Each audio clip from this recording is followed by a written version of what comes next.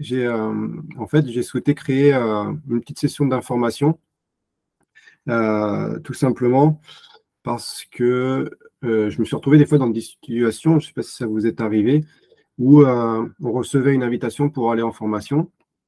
Et bon, du coup, on avait des déplacements souvent à faire. Et on n'avait pas forcément le contenu, tout simplement, de ce qu'il allait y avoir dans la formation. On ne connaissait pas forcément la personne qui intervenait. Et bon, tout ça faisait que petit à petit, le démarrage de la formation n'était pas très participatif, où les gens n'osaient pas en fait participer. Et au fil de la journée et puis le soir, on se rendait compte que tout compte fait, bah, la formation était quand même très intéressante et qu'il y avait eu pas mal d'interactions avec les collègues, on s'était échangé beaucoup de choses et ça fait bon, partie du jeu aussi dans l'entreprise et dans nos métiers, des fois, de faire des petites mises à jour et on se rend compte que c'était super intéressant. Et voilà, donc la session d'information, elle sert à être un petit peu dans l'état d'esprit qu'on est en fin d'une journée de formation, mais dès le début. Voilà, c'est surtout ça qui est aussi intéressant. Donc là, l'idée, c'est de faire à peu près une vingtaine de minutes. Il y a, entre guillemets, 3 étapes, de voir un petit peu de quoi on va parler dans la communication managériale et leadership. Il y a aussi un petit passage de la procédure qu'on utilise pour apprendre. Et enfin, une partie sur les questions, les commentaires, peut-être des cas que vous avez vécu, vous souhaitez en parler, ou qu'on caisse, ou après c'est discutable en message privé ou par téléphone. Donc, j'ai appelé la communication qui inspire et comment est-ce qu'on peut faire pour devenir un expert, même si je suis sûr que vous êtes déjà tous des experts. Tout simplement, je trouve que l'écoute, c'est pour moi quelque chose de hyper important. C'est quelque chose qui est crucial, notamment dans les interactions interpersonnelles. Et c'est tout bête, en fait. Ça permet vraiment aux uns et aux autres de comprendre nos paroles et de comprendre les émotions qu'on transmet par rapport à l'écoute. Et donc, est-ce qu'on t'écoute, c'est aussi de savoir réellement comment on interprète ton message. Alors, c'est chouette qu'Ainoa soit là en plus, parce que j'ai mis le petit gorille, c'est un petit peu par rapport entre tout ce qu'on nous passe comme message sur le climat et au final, ce qui en ressort par rapport à l'écoute qu'on a. Des fois, on a beaucoup d'informations, mais très peu de choses se passent parce que les gens n'osent pas ou n'osent plus en fait aller un petit peu plus loin.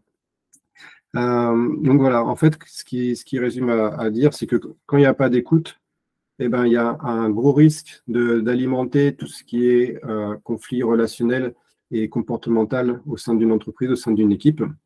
Donc pour un manager, c'est vraiment quelque chose de très ennuyeux.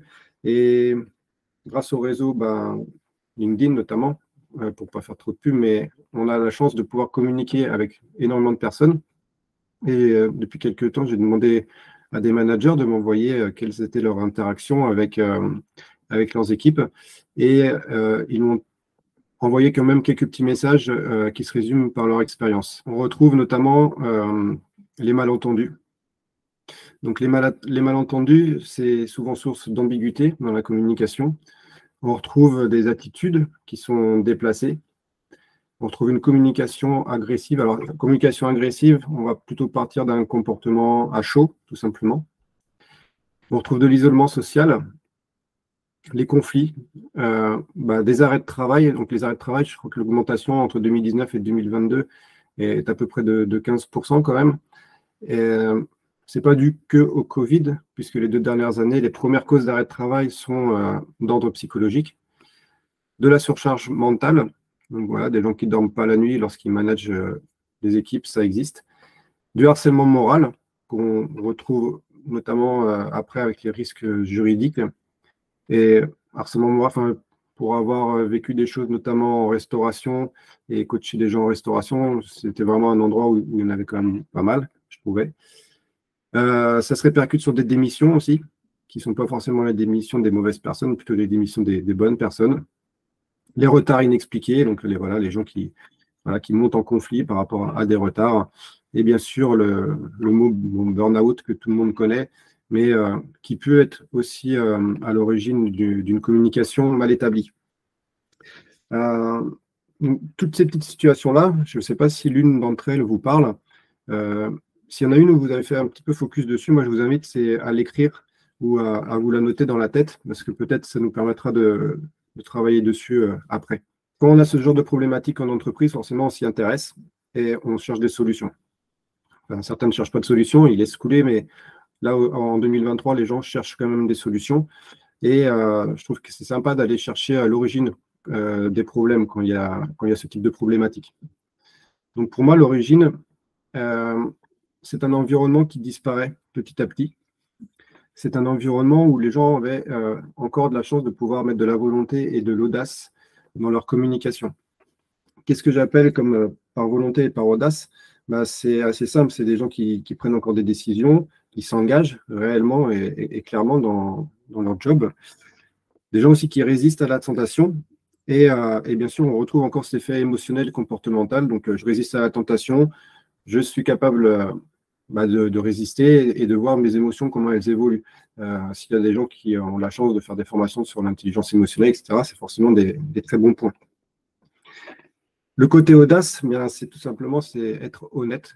Être honnête et courageux pour vraiment dire les choses comme on les ressent.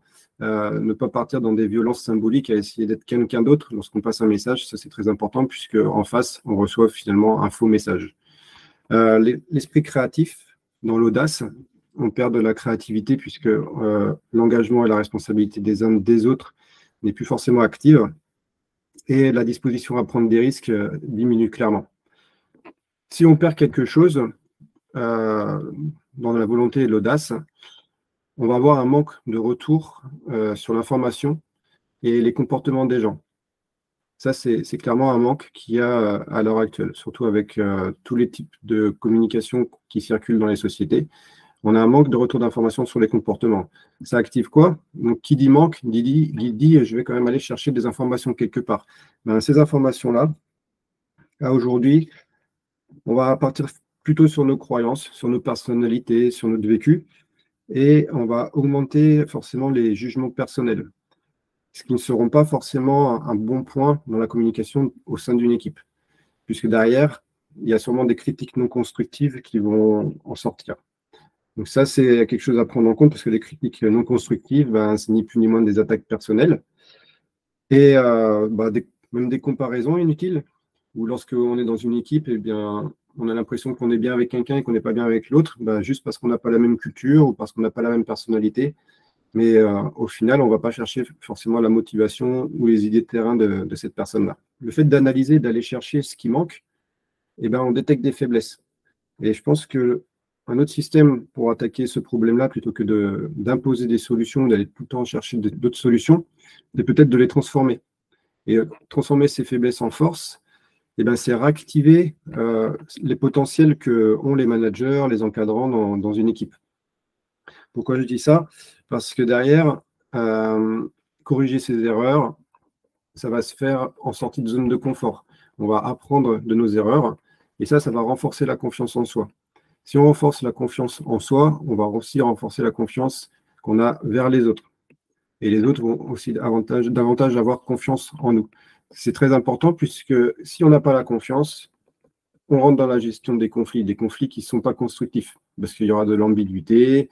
Il y a ce qu'on appelle régulièrement dans tout ce qui est team coaching, de l'harmonie artificielle. Et si ça bloque déjà là, on ne pourra pas aller vers des résultats collectifs, en fait. Une fois qu'on a résolu le problème de confiance, on améliore les relations interpersonnelles. Ça devient beaucoup plus fluide, beaucoup plus clair. Et à partir de là, on va pouvoir faire remonter des idées de terrain, des choses qui sont beaucoup plus constructives. Et ces idées-là, on va pouvoir les stimuler. Alors, je ne dis pas qu'il faut introduire le droit à l'erreur partout, forcément, puisqu'il y a aussi des risques et des impacts à gérer dans les actions. Mais le fait de stimuler ces idées, ça permet aux gens de garder une motivation, une implication, sans vraiment chercher forcément d'autres types de reconnaissance. Donc, au sein d'une équipe, forcément, c'est très, très, très efficace. Tout ce petit tableau-là, pour moi, ça résume en un mot quelque chose que tout le monde connaît, c'est le feedback. Donc, le feedback, passer ceinture noire du feedback. Pourquoi on n'est pas tous ceinture noire? Parce que, en fait, le feedback, c'est un mot qui a été généralisé, c'est un mot anglo-saxon, c'est un mot où les gens n'ont finalement des fois pas forcément de définition propre et claire à dire dessus. Mais à savoir qu'il existe différents types de feedback. Pendant la formation que je donne, on en énumère 6 ou 7 différents. Bon, voilà, le but de cette session-là, c'est pas d'énumérer toutes les styles de feedback qui existent, mais c'est de prendre conscience qu'il y a un potentiel qui existe. Et qu'est-ce qui va faire, en fait, qu'on peut activer ce potentiel-là, tout simplement, là, déjà, en 10-15 minutes, comment est-ce qu'on peut faire pour y réfléchir? Donc moi, ce que je vous invite, c'est à reprendre le petit mot que vous avez pris tout à l'heure dans le nuage de mots, de revoir un petit peu la situation dans laquelle vous étiez et d'imaginer quelle était votre position lorsque il y a eu cette interaction avec une ou des personnes. Comment est-ce que vous étiez dans votre posture, quel était votre état d'esprit, en fait, si vous étiez énervé, si vous étiez plutôt côté empathique, si vous étiez déçu. Voilà. Essayez d'imaginer dans quel état vous étiez au niveau des frustrations, au niveau des émotions, comment vous vous êtes positionné. L'avantage, lorsqu'on fait ça, c'est qu'on va aller découvrir un peu plus qui on est. Et de qui on est, on peut essayer de savoir en face si les personnes savent aussi qui nous sommes. Donc, j'espère que vous arrivez encore à me suivre. Donc, savoir si les personnes savent qui on est, l'avantage derrière, c'est qu'on va pouvoir passer à percevoir les choses. On va avoir confiance. Donc, on va se mettre dans un autre état d'esprit dans notre communication. On va ressentir les choses. Est-ce que je vois les choses? Comment je les observe? Est-ce que je les entends?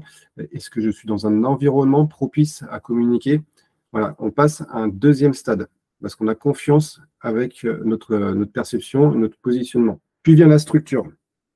Donc, lorsqu'on communique, on s'aperçoit notamment dans tout ce qui est comportement à chaud ou des conflits qui montrent pour un oui ou pour un non, que la communication n'est pas structurée. Il y a manque d'introduction, il n'y a pas forcément d'objectif, et les informations sont diffusées un petit peu n'importe comment. Ce qu'il faut, c'est élaborer une structure de manière à clarifier son message, tout simplement. Et plus il est clair, et plus il est simple à comprendre. Une fois qu'on a fait ça, à plusieurs, lorsqu'on fait des participations collectives ou des formations, des sessions collectives ou de team coaching, etc., forcément, on a des mots qui arrivent. Est-ce que j'en ai vraiment besoin? Est-ce que j'ai la nécessité de passer ce message-là? Est-ce que je suis au bon endroit? Est-ce que c'est le bon timing? Est-ce qu'il n'est pas 18h moins 5 alors que la personne doit partir à 18h? Voilà. Structurer un message, forcément, ça va lui apporter de l'importance. Et l'importance derrière, elle va être dans l'émission de ce message-là. Si vous émettez un message avec une certaine importance et que vous souhaitez que la personne réceptionne ce message avec la même importance, il va falloir reprendre les 3 premiers points et apprendre en fait à les mécaniser. À ce niveau-là, ce qui est intéressant pour moi, c'est de savoir aussi comment est-ce qu'on va apprendre ces choses-là. Donc, il y a une procédure. La procédure dans la formation, c'est la procédure en mode apprentissage participatif.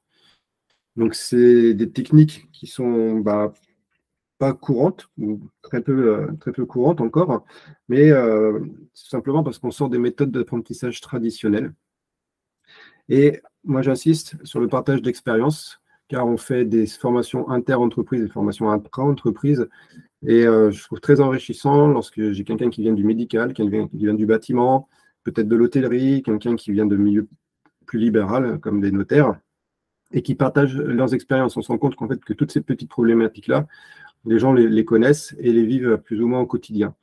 Donc, c'est très enrichissant de voir aussi la manière dont interprètent certaines personnes les feedbacks, ce qu'on apprend en feedback, quelle structure de feedback est pour nous la plus naturelle et comment est-ce qu'on se répercute ces idées les uns avec les autres. Donc, c'est ce qu'il y a pour moi de plus enrichissant. Enfin, c'est une des parties les plus enrichissantes de l'apprentissage.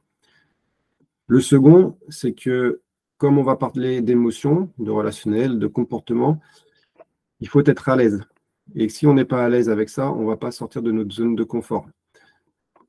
Moi, mon expérience fait que le team coaching, les gens qui font du coaching, donc les coachs en général, ont une grosse boîte à outils quand même pour créer cet environnement de zone de confort.